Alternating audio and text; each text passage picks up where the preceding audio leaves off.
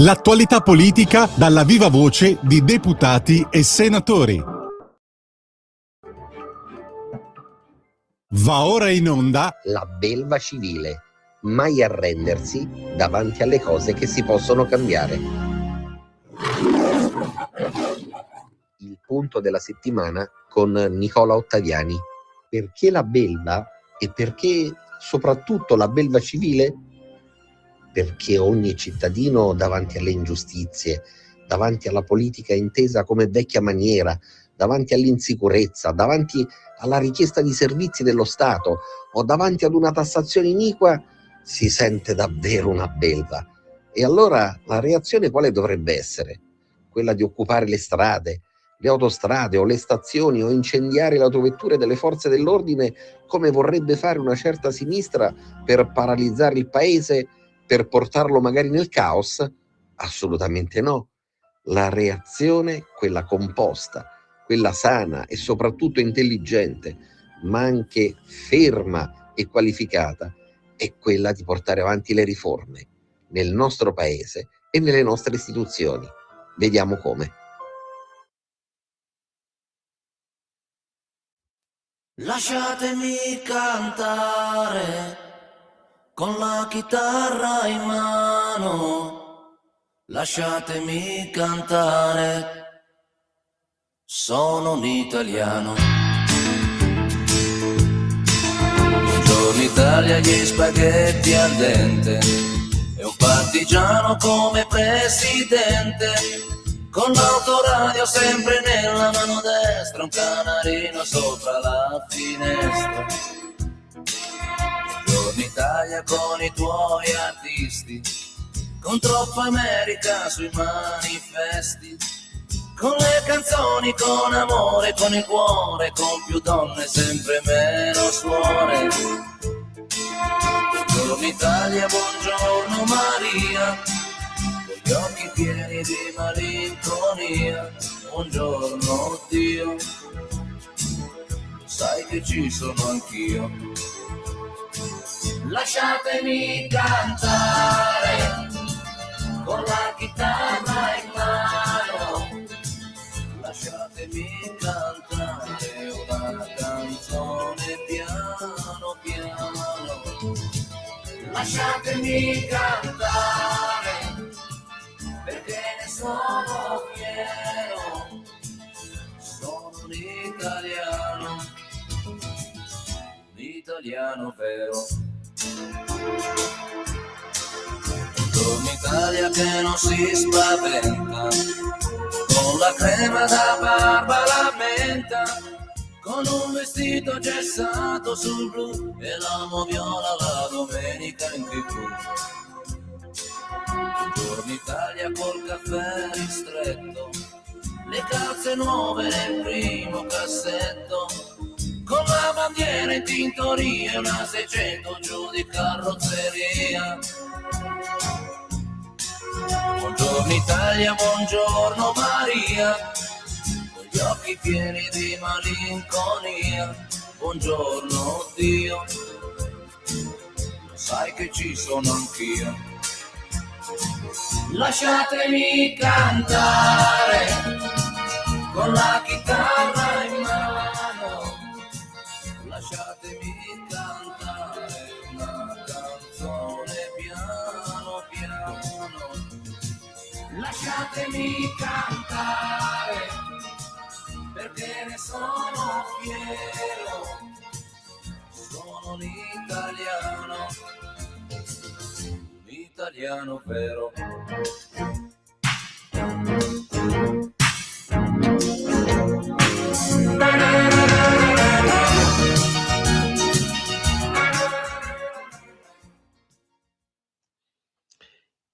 I dazi di Trump e la chiusura delle Olimpiadi invernali in Italia. Sono questi due argomenti che costituiscono in realtà gli argomenti più importanti che oggi troneggiano, campeggiano sulle prime pagine dei nostri quotidiani. Vediamo di che cosa si tratta. Partiamo da quelli che sono i dazi di Trump, quindi i dazi dell'America per quanto riguarda le importazioni, che sono stati di fatto bloccati da parte della Corte Suprema attraverso una sentenza che ha visto anche i giudici conservatori di nomina, peraltro almeno uno di loro diretta da parte di Trump, bocciare quelle che sono state le nuove imposte comminate da Trump sui mercati internazionali e soprattutto le nuove imposte, i dazi doganali che sono stati emessi da parte di Trump per riequilibrare,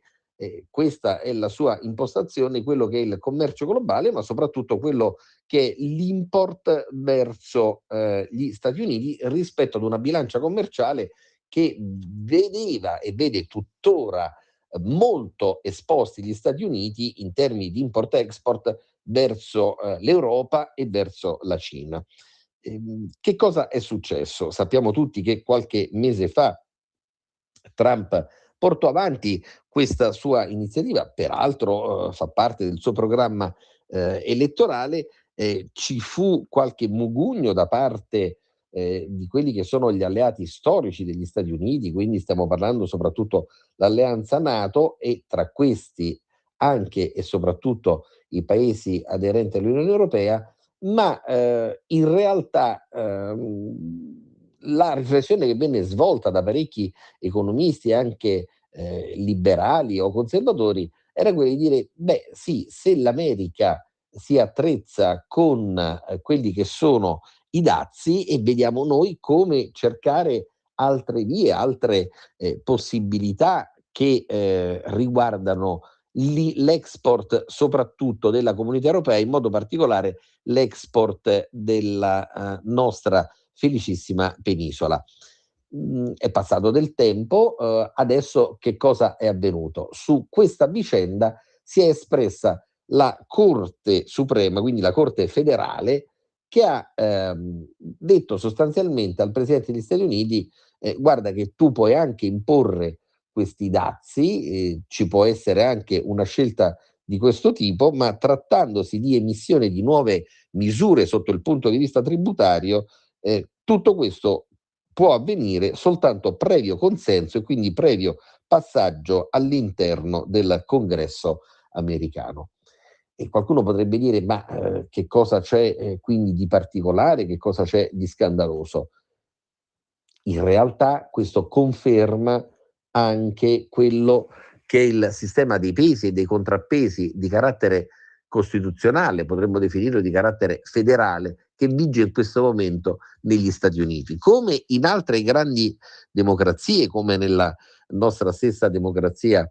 repubblicana, in Italia di carattere parlamentare, c'è tutto un sistema che riguarda l'Occidente e che distingue, e questa è la riflessione forte, importante che deve essere portata avanti, l'Occidente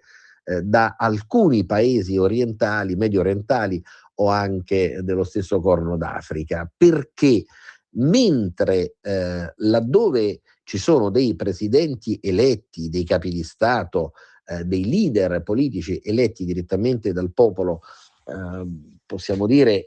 in zone diverse rispetto a quelle occidentali, c'è una sorta di sovrano che diviene legibus solutus. Così non è in Europa, così non è negli Stati Uniti, così è in tutto quello che è il cosiddetto mondo occidentale, dove attraverso un sistema di pesi e contrappesi si arriva a valutare anche sotto il punto di vista non della giurisdizione ordinaria, ma della cosiddetta giurisdizione di carattere costituzionale, se la scelta dell'autorità politica è una scelta che debba passare necessariamente attraverso un filtro che è quello di carattere parlamentare. Da noi il filtro è il Parlamento,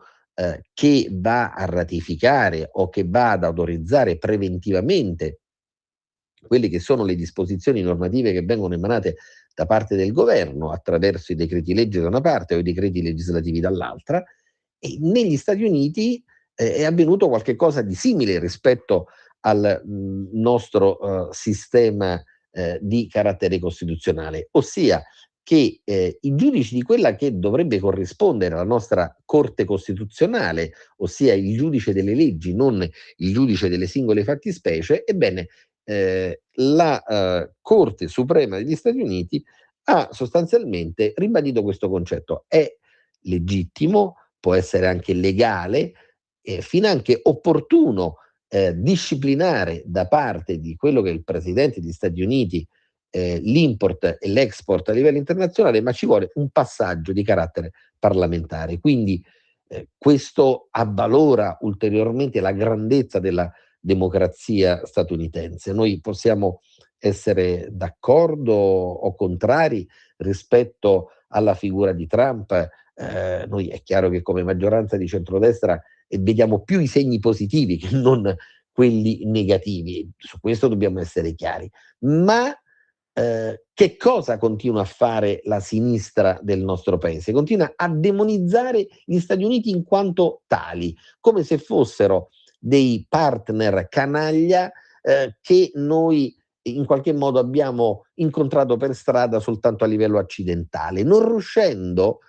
la sinistra del nostro paese a comprendere come ci possano essere anche dei distinguo rispetto a quella che può essere l'azione del leader che guida la più grande democrazia globale. Ma questo non significa mettere a repentaglio la tenuta di un sistema e soprattutto, come dicono i costituzionalisti, soprattutto i nostri costituzionalisti in Italia, la possibilità che attraverso l'equilibrio tra i poteri dello Stato, tra i poteri sovrani dello Stato, ci sia l'attivazione di pesi e contrappesi che alla fine garantiscano il rispetto delle regole democratiche e quindi possiamo dire delle norme di carattere federale che disciplinano la vita della civiltà e soprattutto la vita del popolo statunitense da oltre 200 anni. Ecco, questo è un elemento di riflessione che forse sta sfuggendo in queste ore, però in una trasmissione come la nostra è giusto che ne parliamo perché non passa questo elemento come un utile lente filtro attraverso la quale riuscire ancora una volta a valorizzare ciò che quella democrazia, quella oltre Atlantico, riesce ad offrire al resto del mondo. Quindi si può essere o non essere d'accordo con quello che è il leader, con quello che è l'inquilino della Casa Bianca in questo momento, ma non si può certamente parlare di dittatura globale come sta facendo la sinistra anche nel corso degli ultimi mesi, la sinistra italiana, rispetto a condannare qualsiasi tipo di novità, qualsiasi tipo di innovazione venga fuori e nella politica estera e nella politica commerciale, economica e finanziaria da parte degli Stati Uniti, che rimangono forse la più grande democrazia che la storia globale, perlomeno la storia moderna e contemporanea, abbia espresso nel corso degli ultimi 200 anni. Ecco perché il governo di centrodestra, ecco perché la Lega preferisce continuare a dialogare, a parlare, a confrontarsi con quello che è l'inquilino della Casa Bianca e non magari scegliere obtorto collo la via della seta come il buon, si fa per dire, buon Conte in passato aveva prospettato e propinato, perché con la Cina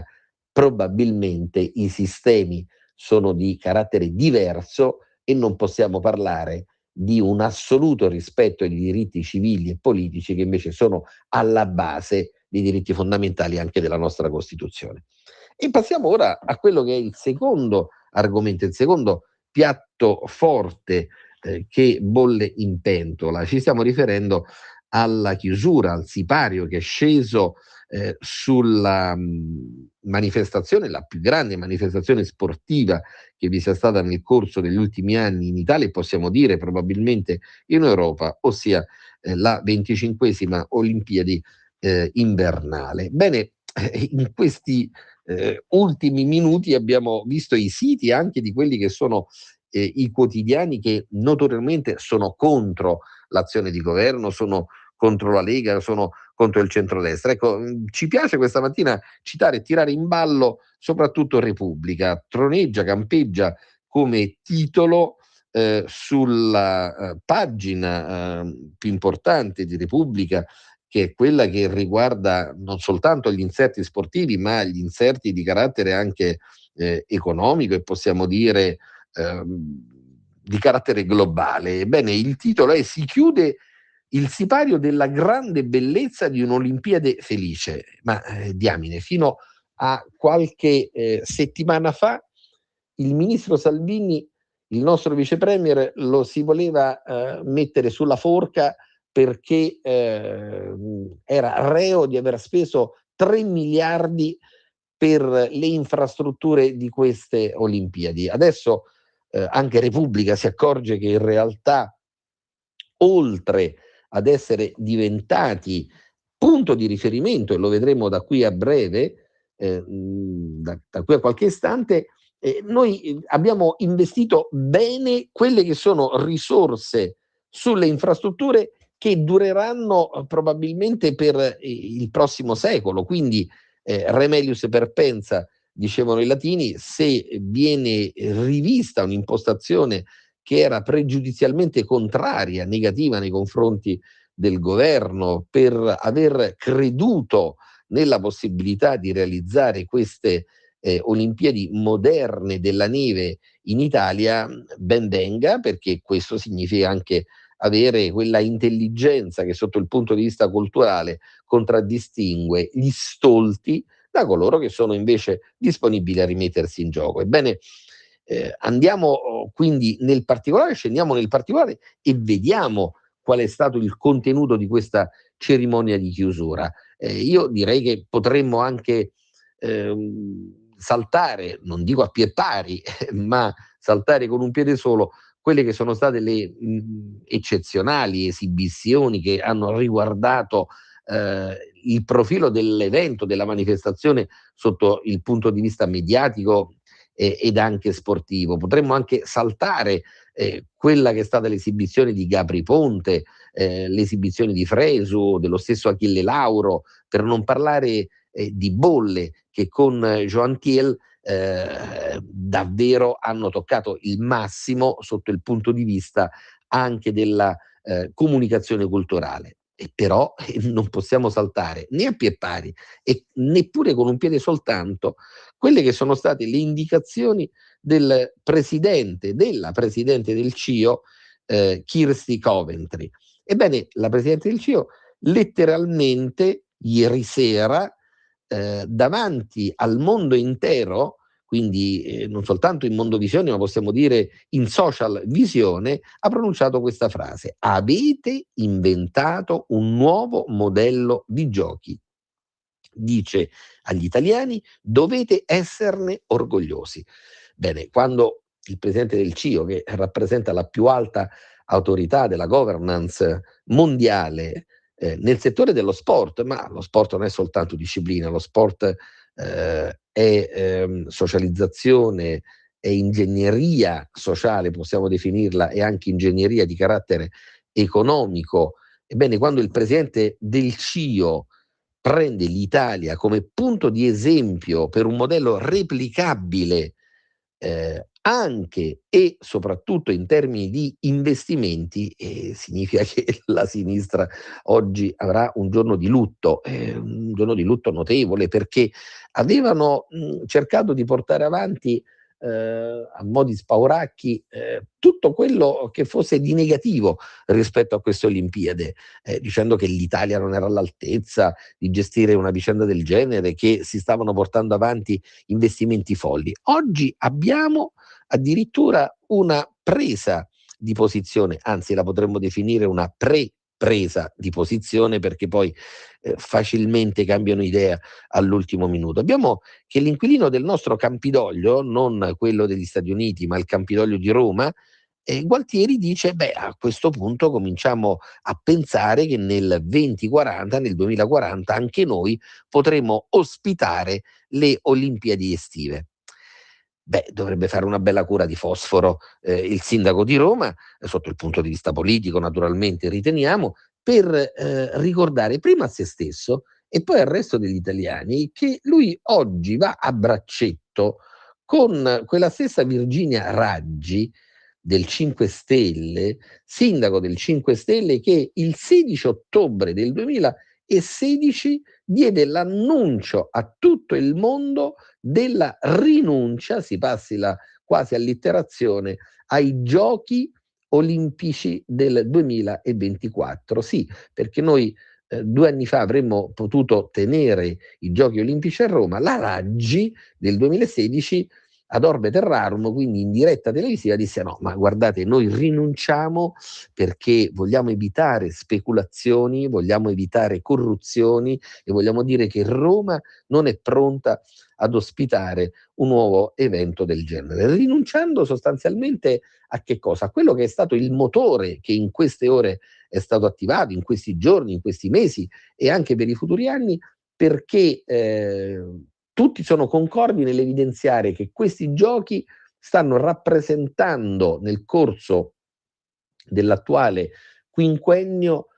una sorta di accelerazione di almeno 0,4 punti su quello che è il prodotto nostro interno lordo. L'immagine dell'Italia all'estero sta funzionando e soprattutto se il presidente del CIO prende l'Italia come punto di riferimento per i prossimi modelli che riguardano non soltanto lo sport, ma lo ribadiamo, il concept di gestione degli investimenti, allora significa che davvero questo paese è riuscito a ridiventare non soltanto competitivo, ma interprete di un nuovo modo di concepire